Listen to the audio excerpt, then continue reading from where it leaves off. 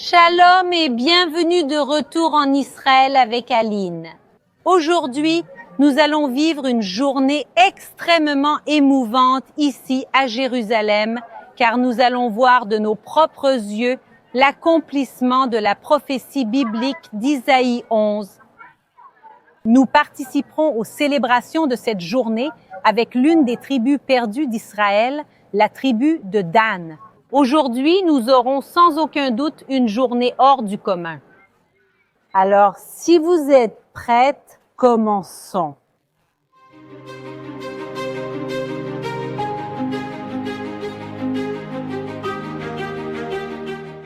Nous pouvons voir ici autour de nous la communauté de Beta Israël, ce qui signifie Littéralement, la maison d'Israël, et leur histoire commence dans un passé lointain à l'époque biblique, lorsque 12 tribus d'Israël vivaient ici. Cependant, avec l'invasion de la Syrie, il y a 2700 ans, 10 des 12 tribus ont été exilées dans différentes parties du monde. Et l'une de ces tribus, la tribu de Dan, a été exilée vers la Éthiopie, où Elle est restée pendant plus de 2 millénaires. Mais même dans des terres aussi lointaines, ils rêvaient de retourner dans leur terre d'origine, la terre promise, la terre de leurs ancêtres. Et ils n'ont jamais perdu leur foi, car ils savent que la Bible ne ment pas. Et ils connaissaient et connaissent en profondeur les Écritures bibliques, y compris les prophéties d'Isaïe, la prophétie d'Isaïe 11 qui dit ceci. En ce jour-là, le Seigneur étendra de nouveau la main pour sauver le reste de son peuple. Ceux qui seront restés en Assyrie, en Égypte, à Patros, en Éthiopie, à Élam, à Shinar, à Hamath et dans les îles de la mer. Le Seigneur dressera un étendard pour les nations. Il rassemblera les exilés d'Israël et recueillera les dispersés de Juda des 4 coins de la terre. La tribu de Dan connaissait bien cette prophétie et pour cette raison, sa foi était inébranlable. Imaginez cela. Chaque jour, ils se réveillaient et priaient en direction de Jérusalem. Ils priaient pour leur retour à Jérusalem et pour la reconstruction de cette ville. Et ils ont prié en exil pendant 1 jour, 2 jours, 1 semaine, 1 mois, 1 an, plus d'1 siècle, plus de 2000 ans. Et leur foi n'a jamais faibli un seul instant. et moi, Je ne sais vraiment pas dire combien d'entre nous seraient capables d'avoir une foi aussi solide. Et vraiment, au fil des siècles, pendant plus de 2000 ans qu'ils ont vécu en Éthiopie, ils ont traversé de nombreuses persécutions. Ils ont enduré la faim et des souffrances inimaginables. Et jamais leur foi n'a été brisée. Et d'ailleurs, ils ont une célébration, une fête appelée Asigd, qu'ils célébraient chaque année en Éthiopie, 50 jours après Yom Kippour, après le jour du pardon, le 29e jour du mois de Reshvan, selon le calendrier juif. Et à cette date, tout le peuple montait sur une haute montagne et priait Dieu. Un jour de renouveau de leur alliance avec Dieu est un jour de jeûne. La fête de la Zigdée était également inspirée de la Bible dans le livre de Néhémie, chapitre 8. Car dans ce chapitre, il est écrit: il est raconté le retour d'une partie des exilés d'Israël. Plus précisément, les tribus qui avaient été exilées par les Babyloniens et qui, après 70 ans, sont revenues de l'exil de Babylone. Et elles sont montées sur la montagne à Jérusalem et elles prient et adorent Dieu en jeûnant, prosternées, le visage contre terre pour écouter la lecture publique de la Bible et remercier pour leur retour. Même la promesse et la communauté en Éthiopie, la communauté de Beth Israël, sont inspirées par cette histoire. Elle disait, nous aussi, nous retournerons et célébrerons sur les montagnes à Jérusalem, mais jusqu'à ce jour-là, la célébration serait sur les montagnes d'Éthiopie. Et ils faisaient vraiment cela chaque année. Ils montaient sur la montagne pour prier Dieu, attendant leur moment pour revenir. Pendant longtemps, ils sont restés isolés et croyaient être les derniers survivants du peuple d'Israël, s'accrochant à leur foi avec acharnement. Et ce n'est qu'au XIXe siècle que cet isolement a pris fin et que la communauté de Beth Israël a été retrouvée. Cependant, ils ne pouvaient toujours pas retourner sur leur terre. Aucune des tribus, aucun juif ne pouvait retourner sur sa terre, car ici, il y avait un gouvernement hostile. Et la situation ne commence vraiment à changer qu'en 1948, avec l'indépendance de l'État d'Israël. Et la réalisation de leurs rêves, l'accomplissement de cette prophétie biblique semblait de plus en plus proche. Pourquoi? Parce que, comme nous l'avons entendu, le peuple d'Israël allait revenir des 4 coins du monde vers sa terre.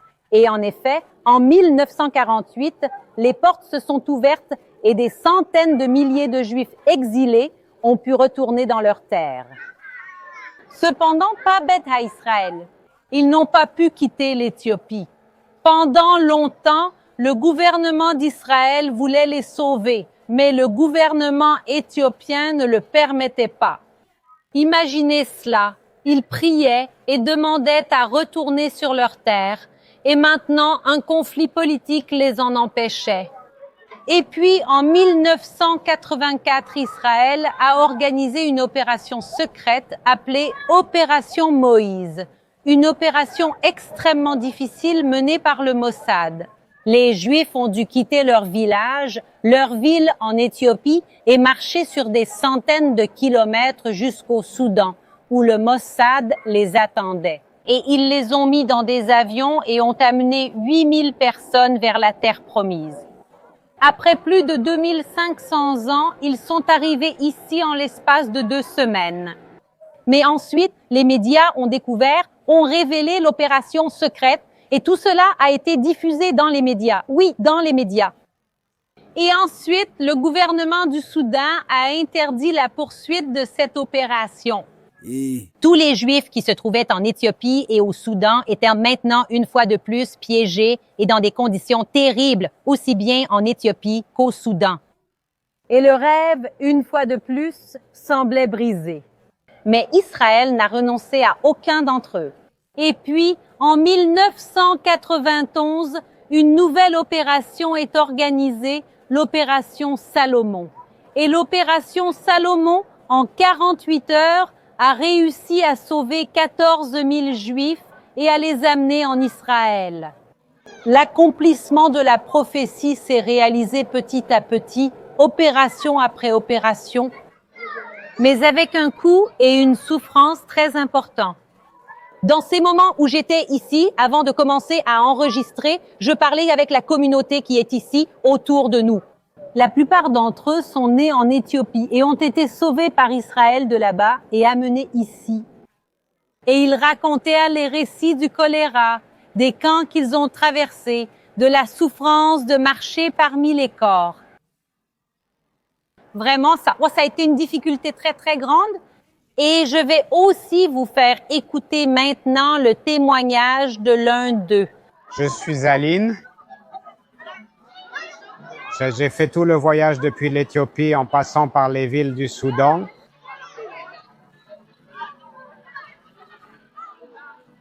Je l'ai fait. 4000 Juifs de la communauté éthiopienne sont morts et ont été tués par des maladies. Graves, par des épidémies. Et ceux qui ont réussi à survivre, grâce à Dieu, le rêve se réalise. Et presque tous les Juifs d'Éthiopie et la grande majorité se trouvent actuellement en Israël, l'État des Juifs. Pendant 2500 ans, nous avons prié pour arriver en terre d'Israël. Finalement, nous avons réalisé le rêve. La communauté éthiopienne est morte en Éthiopie.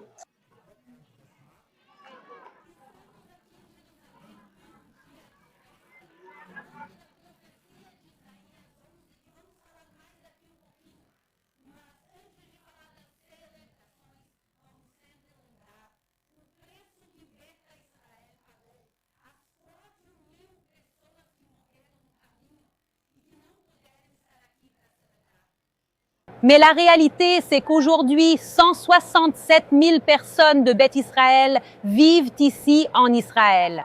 La plupart d'entre elles sont nées en Éthiopie et ont eu le privilège de pouvoir revenir ici. Et nous voyons aussi les futures générations, les prochaines générations, les enfants autour de nous qui sont déjà nés en terre d'Israël. Cela veut dire que la grande majorité de la tribu de Dan qui était en Éthiopie est déjà revenue. Et maintenant, nous avons, nous, les dernières personnes qui sont là-bas, mais qui sont en train de revenir. L'année dernière, 285 personnes sont revenues de la communauté de Beth Israël en Israël.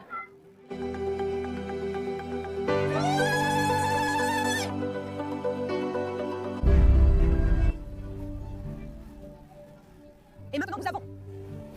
Alors nous allons ici assister à la célébration de l'accomplissement d'Isaïe 11. Alors, les 4 coins du monde revenant en Israël, y compris l'Éthiopie. Tout y. C'était cette fête où les gens montaient sur la montagne, priaient et croyaient qu'ils pourraient revenir. Leur terre promise s'est transformée en une fête de remerciement. Chaque année, à la même date, les gens montent sur la colline à Jérusalem. Mais plus pour demander à retourner sur leur terre, plus pour demander l'accomplissement de la prophétie biblique, mais pour remercier Dieu d'avoir accompli sa parole. Nous assistons vraiment à un miracle que nous avons attendu pendant plus de 2500 ans.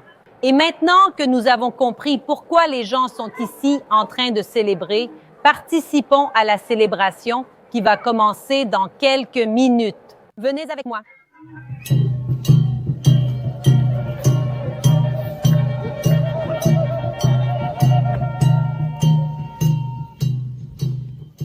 Et je veux lire avec vous maintenant aussi le prochain chapitre d'Isaïe. Musique, musique.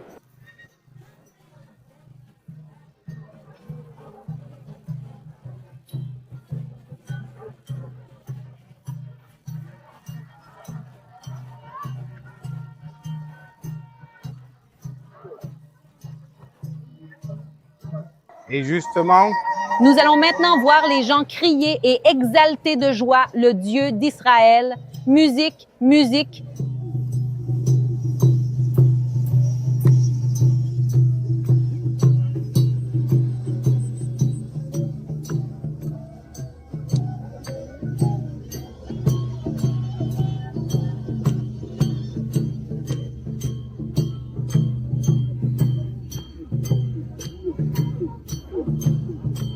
Vas-y, Lou. Merci.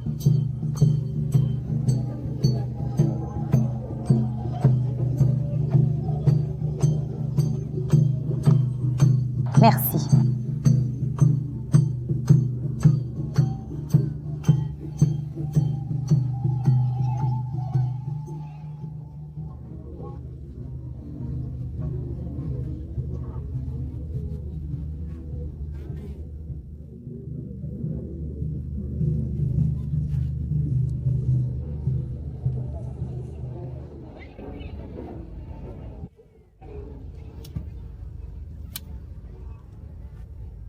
Trois personnes différentes m'ont déjà donné un pain qui s'appelle Dabo et on va le goûter.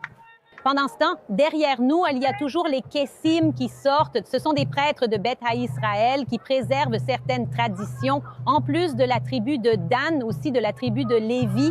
Alors, allons-y. Déguster le pain et rejoindre la fête.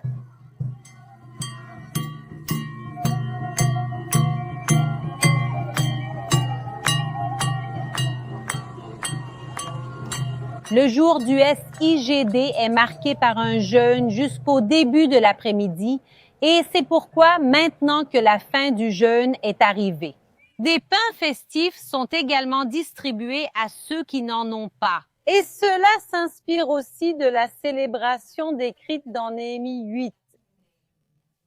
Rentrez chez vous, mangez et buvez ce que vous avez de meilleur et envoyez des portions à ceux qui n'en ont pas.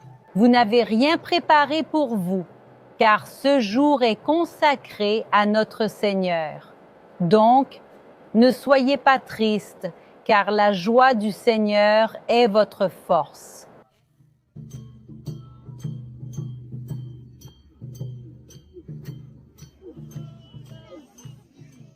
La cérémonie officielle commence maintenant et la personne qui prononce le discours en ce moment est le président d'Israël, Yitzhak Herzog. La SIGD est une fête nationale de l'État d'Israël et pour cette raison, chaque année, il y a aussi la présence de personnalités politiques importantes. Mais la présence la plus spéciale aujourd'hui, sans aucun doute, ce sont les Kessim, les prêtres. Et nous pouvons en voir beaucoup d'entre eux maintenant sur la scène, et ce sont eux qui dirigent les prières aussi bien en hébreu qu'en amharique et en guèze. L'amharique et le guèze sont des langues d'Éthiopie. L'amharique est la langue la plus couramment utilisée au quotidien, et le guèze est la langue liturgique.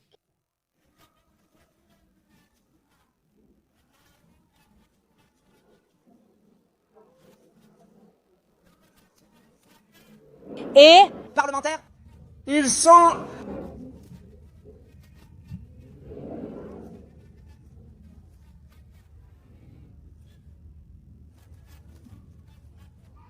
Je m'en fiche pour le je veux vous montrer pourquoi cet endroit a précisément été choisi pour cette cérémonie.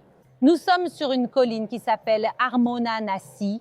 Et ici, devant nous, nous voyons clairement les murailles de Jérusalem et le Dôme d'Or, qui est exactement l'endroit où se trouvait le temple de Jérusalem. Alors, leur célébration aujourd'hui consiste justement à être sur la colline. Mais il ne s'agit pas de prier pour retourner chez eux, mais plutôt d'être ici, de regarder leur maison, leur terre d'origine et de remercier Dieu.